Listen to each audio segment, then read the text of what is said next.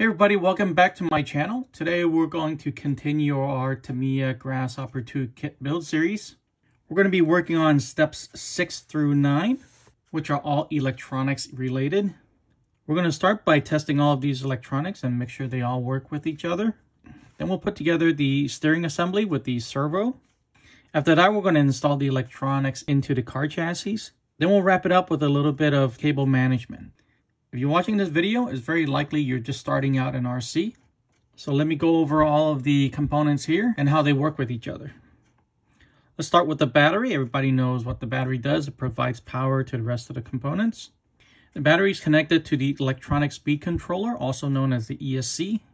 The ESC is connected to the motor, and the motor is obviously what spins the gearbox and makes the car go. ESC is also connected to the receiver, and the receiver does exactly what its name says. It receives signals from the transmitter. So whether it's pulling the throttle trigger or turning the steering wheel, those signals get translated and sent to the receiver. So the receiver tells the ESC to either go forward or reverse on the motor, or it can tell the servo to turn left or right. All right, those are the basics of the RC car electronics. Let's start with step 6, which is to connect all of them and test them out. I'm going to start right here, connecting the battery to the ESC. ESC is going to connect to the receiver through this wire right here. And the receiver is always channel 2, which is the second one from the bottom. Then I'm going to plug in the servo, which is always channel 1. And this was on for some reason. All right, and then I'm going to connect the motor. Now it's ready to test everything. I'm going to first turn on the transmitter. Now I'm going to turn on the ESC. I heard a beep, so let's first test the servo. All right, looks like we have steering. Let's see if we have throttle. All right, that's forward, and that's reverse. If you notice, the forward sounds faster than the reverse, and that's because it is. The ESC is programmed to give reverse only 50% of the power going forward. All right, now that we know everything works, let's put on the correct Servo Saver. I had put this one on to show you that it's working. And now that we're done testing, let's start on the second part of step 6, which is to install the proper Servo Saver. All right, let's start off by taking off this servo horn. I'm going to set this screw aside because I know this one works for this servo. All right. Now we need to find the Servo Saver itself, and that is going to be in this bag. That's it right there. As you can see, we're going to look into the B parts bag to find the correct screws to match your servo. It should be this bag right here. Next, we need to figure out what kind of servo you have. On this spline, some servos have 25 teeth, some have 24. We can either look up what the manual says that tells you what your spline tooth is, specifically to your servo, or we can just test out which is the correct one. So the pieces that's going to connect to the servo are these two right here, P5 and P6. So this and this, so I'm just going to try it and see which one fits. Okay, it looks like the P5 is the one for my servo. Just to double check. Nope, 6 is not going to work. So let me cut out P5. We're also going to need P1, P3, and P4.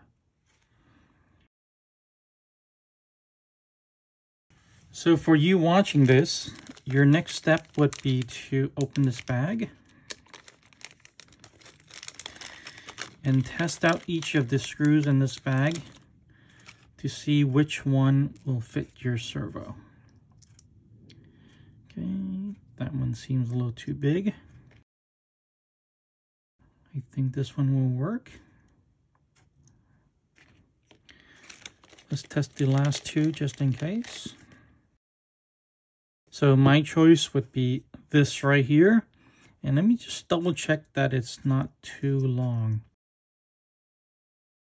All right, now that we know what parts we need, let's go ahead and clean this place up. And we're going to bring back the electronics. All right, because we need to plug the servo back in to make sure that it's centered when we install the Servo Saver. Have the transmitters on. Now let me turn the car on. All right, notice here in this diagram, we're going to need the Servo Saver in this position. And in order to do that, we're going to take this piece and try to get it as dead center as possible. All right, you see that?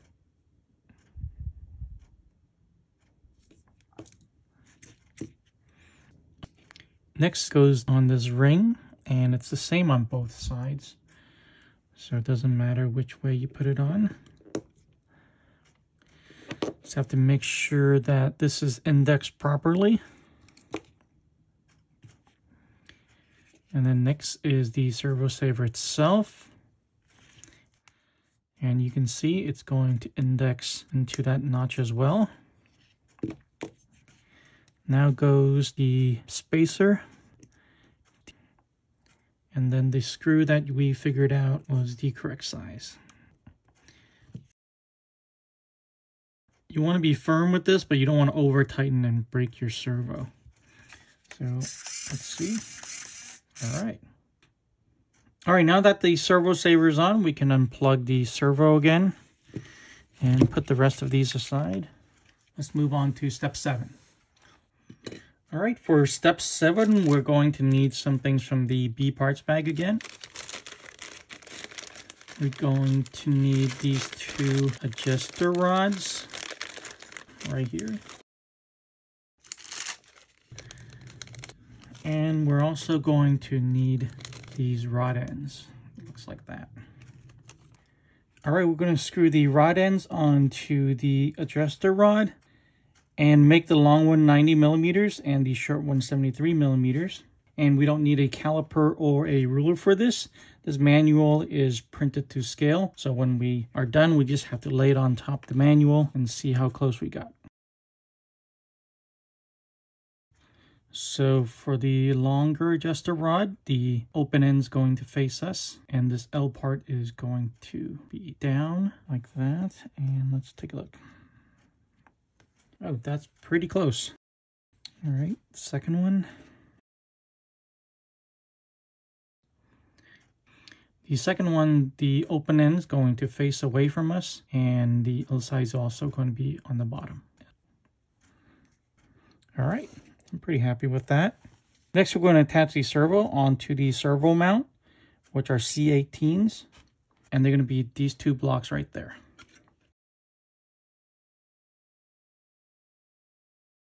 The servo is going to down onto it like this, and these 2 screws and washers go together.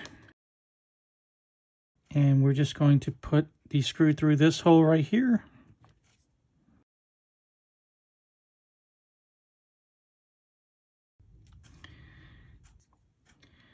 Now the other side goes on like this.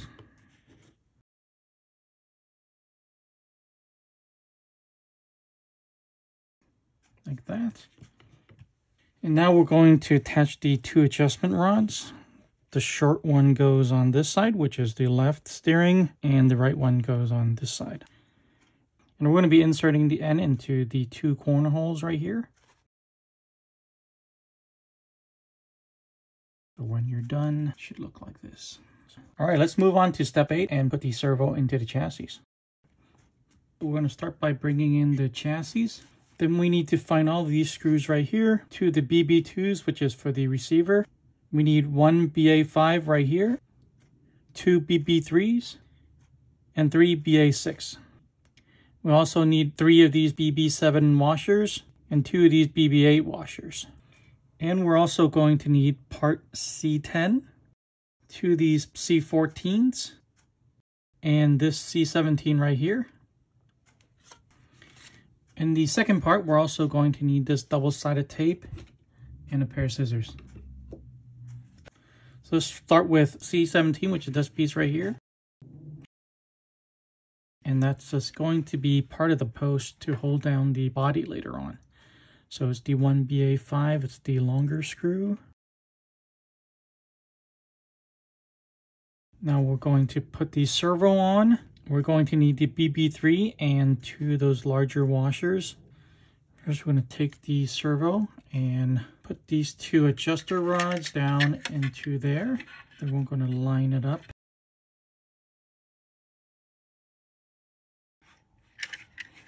Servo's in. Now we need to put on the 2 C14s. And they go on the bottom. Go to a thinner screwdriver.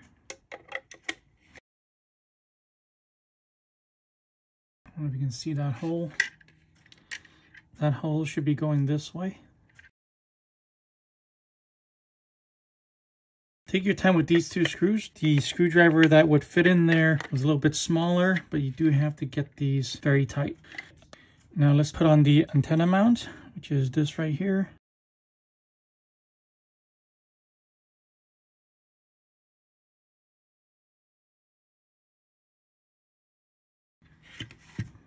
All right, let's tape on the rest of the electronics. So I have the ESC here, and let me take a quick look. And those holes are not going to line up, so I'm going to have to use double-sided tape to mount that as well.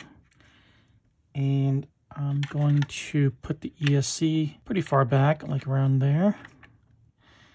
And then the receiver, if I want to have any chance of using this antenna tube, which you don't have to,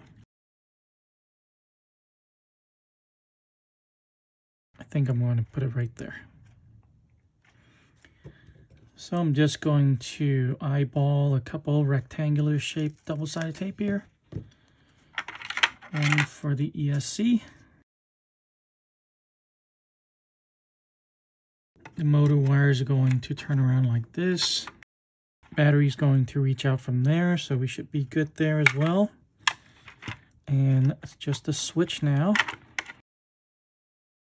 For right now, I think I'm just going to attach it to the side of the ESC. All right, that clips on like that to the side of the ESC. It looks pretty neat that way. So let's see. The receiver's going to go laterally this way. And the receiver, he's pretty small, so I'm just going to get a piece this way.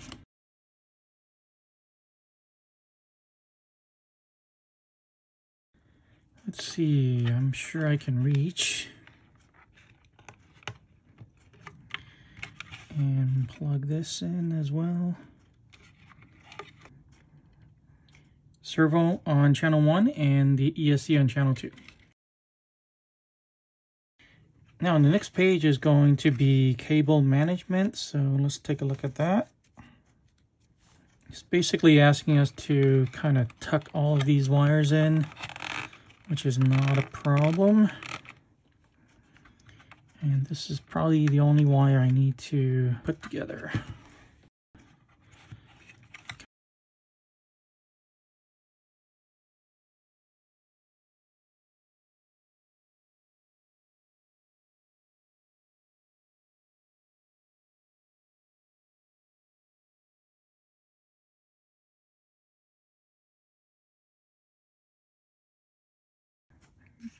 That is probably the best I can do.